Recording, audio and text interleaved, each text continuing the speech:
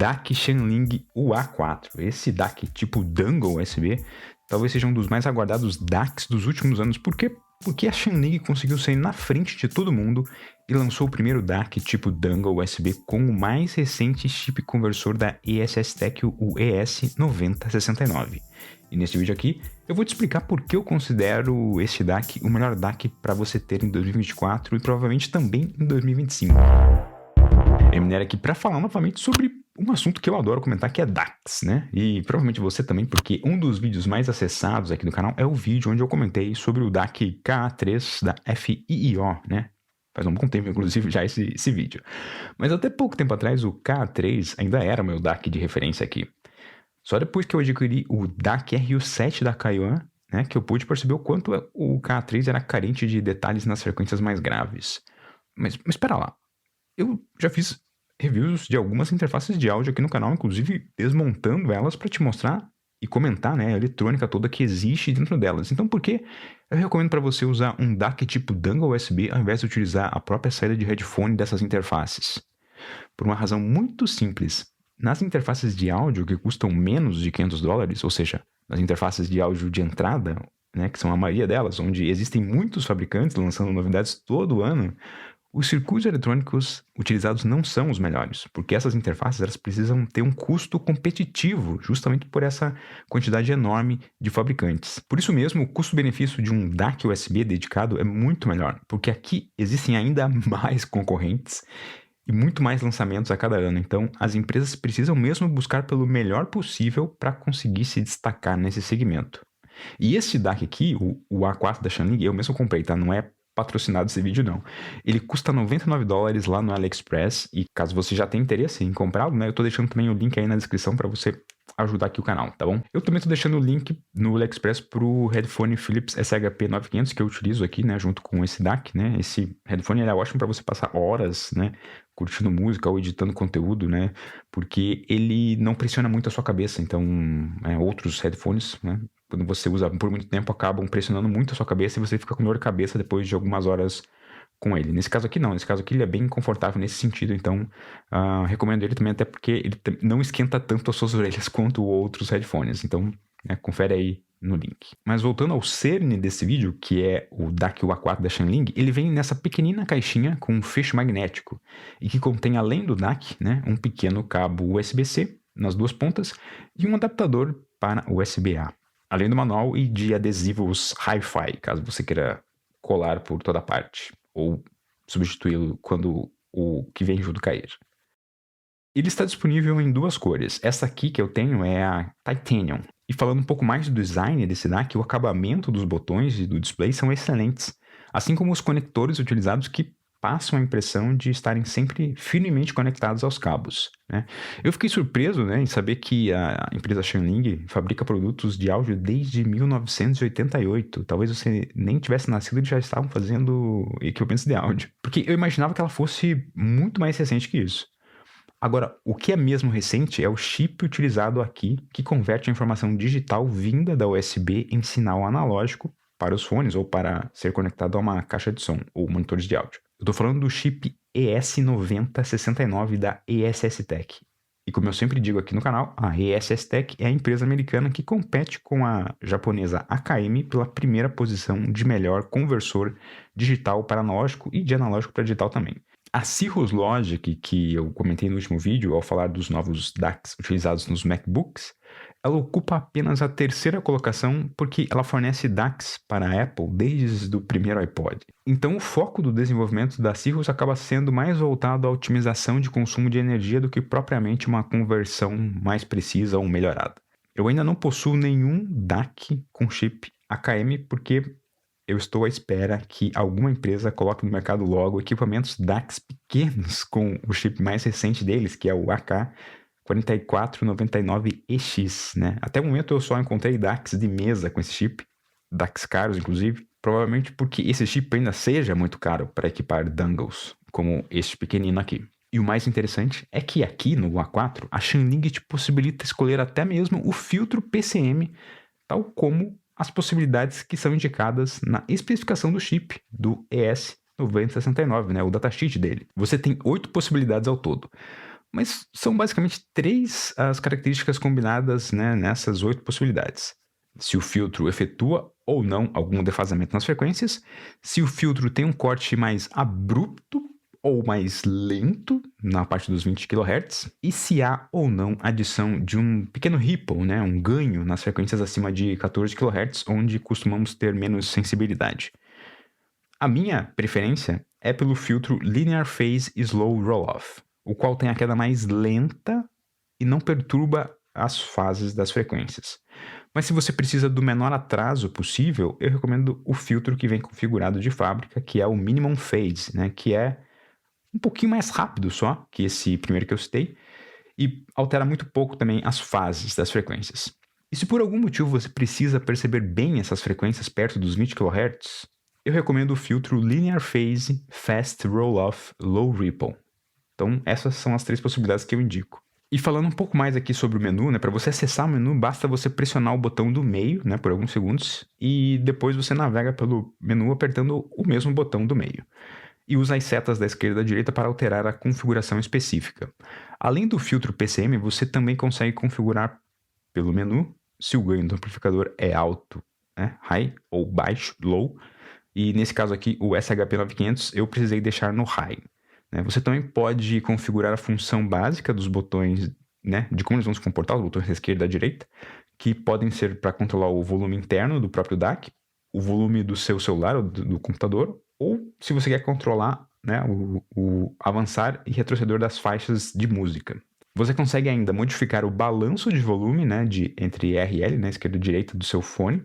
Isso é muito útil para pessoas que têm sensibilidade de audição diferentes para cada ouvido. Depois é possível trocar a fonte do menu, né? Tem várias opções aqui, mas eu prefiro justamente essa por padrão mesmo, que eu achei muito bonita. É também possível alterar a intensidade de brilho do display, né? Eu deixo aqui no mínimo porque eu já acho forte o suficiente esse brilho aqui. Ele tem um protetor de tela que fica piscando uma nota musical para indicar que ele está ligado. Então é possível configurar o tempo de espera para entrar nesse screensaver também, caso você não esteja apertando nenhum dos botões. Também é possível mudar a orientação do display para o outro lado, né, caso você queira. E por último, a última opção que existe no menu é o idle time, que é o tempo ocioso máximo antes que ele entre em standby. No manual diz que é melhor você deixar desligado essa opção, porque alguns dispositivos não vão conseguir acordar ele sem que você precise desconectar e conectar de volta. Então, por isso que eu deixo desligado. Agora falando do amplificador, que também é uma parte sempre interessante nesses DACs tipo Dangle, e nesse caso tem a ver com amplificação para os headphones, e aqui é utilizado o Highcore RT6863, que é o mesmo utilizado no DAC K3 da FiiO, e que também é utilizado em diversos DACs tipo Dangle. Mas aparentemente aqui no A4 é possível obter um pouquinho mais de potência com ele, né? 137 mW em 32 ohms na saída de 3.5 mm. E se o seu headphone aceita conexão por cabos balanceados, você pode conseguir até 227 mW em 32 ohms, que é volume pra caramba. Aliás, eu fiz um comparativo de volume máximo utilizando o A4, comparando ele com o K3, o R e o 7 e a saída de áudio do próprio MacBook Pro. E já deixo claro que é o próprio A4 quem consegue dar o maior volume possível, no caso aqui para o SHP 9500, e ele não esquenta muito para dar esse volume. O R7 é quem chega mais perto de alcançar a mesma quantidade de volume, mas ele esquenta demais, né? O K3 também esquenta bastante e não consegue chegar no mesmo patamar de volume. Já a saída do MacBook Pro, coitado, né? Mesmo com o novo circuito de amplificação desenvolvido pela Apple em conjunto com a Texas Instruments, que eu comentei no vídeo passado, ainda fica devendo muito em termos de volume. Mas o som não é apenas o volume. Na verdade, o que mais importa é a reprodução das frequências todas, né, que conseguimos ouvir, que mais conta, né, com clareza, né, sem distorção nenhuma nessas frequências. E para fazer essa comparação de uma forma mais justa, eu utilizei o meu mini mixer, que inclusive tem vídeo aqui no canal onde eu comento mais sobre ele. Eu abri ele, mostrei fotos, como é que ele é por dentro, e enfim. Eu utilizei ele porque assim ele é quem dá a potência, o volume para o headphone, e eu consigo conectar 2 DACs por vez nele, bastando abaixar ou levantar o fader para perceber rapidamente, né, o som de cada DAC. Eu fiz todos os DACs versus o A4. E a maior revelação, para mim, é que o A4 consegue dar mais definição tanto nas altas frequências quanto nas baixas frequências em relação ao K3 da FIIO, o qual também utiliza um chip da ESS-TEC, nesse caso o ES9038Q2M. Para as baixas frequências, eu já esperava um resultado melhor do A4, né, porque ele utiliza capacitores de tântalo de 100 microfarads para fazer o acoplamento da saída de áudio. Isso garante boa definição para as frequências mais baixas.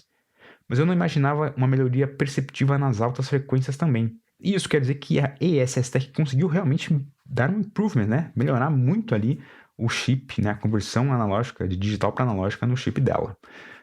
Em comparação com o RU7, o UA4 da Shanling humilhou.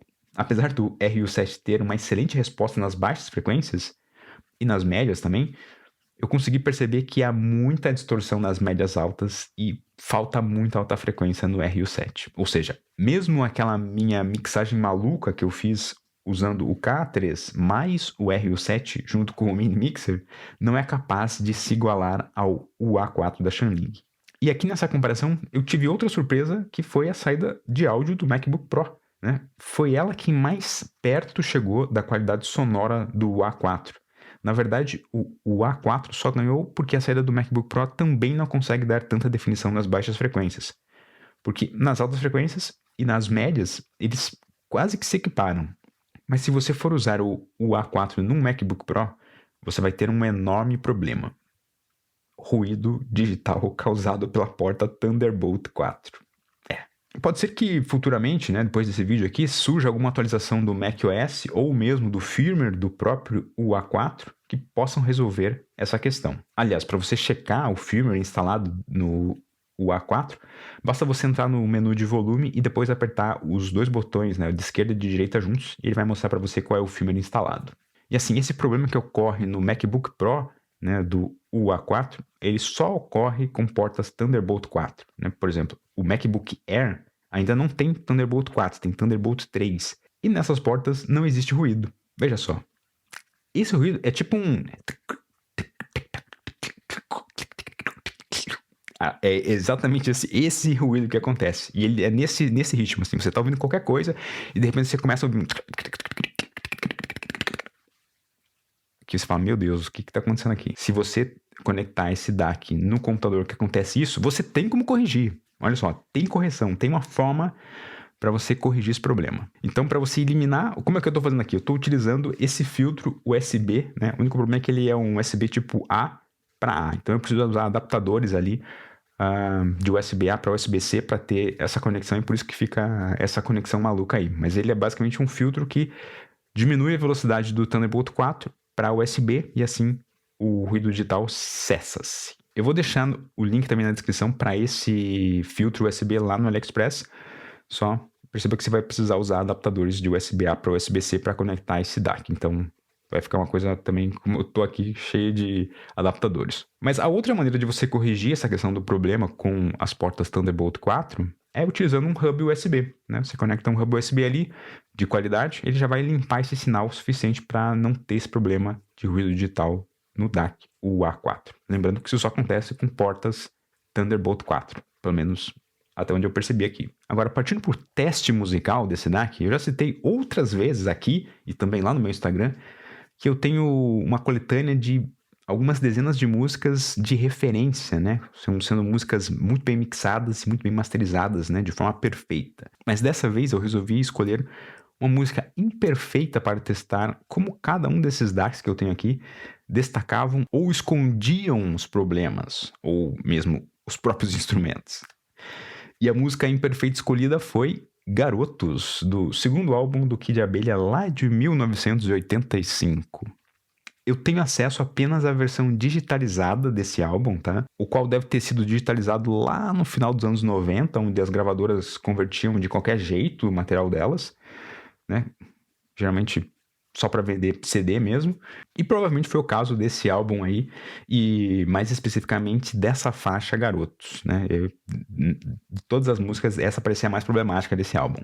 Só para esclarecer, caso você não saiba, essas conversões de analógico para digital, elas ocorriam diretamente da fita de rolo magnético master que os estúdios tinham guardados e botavam para tocar enquanto gravavam com o melhor conversor analógico para digital da época, o qual, com sorte, devia ter ali uns 16 bits, com muita sorte. E na época não tinha como limpar o áudio digitalmente, porque não existia software para isso.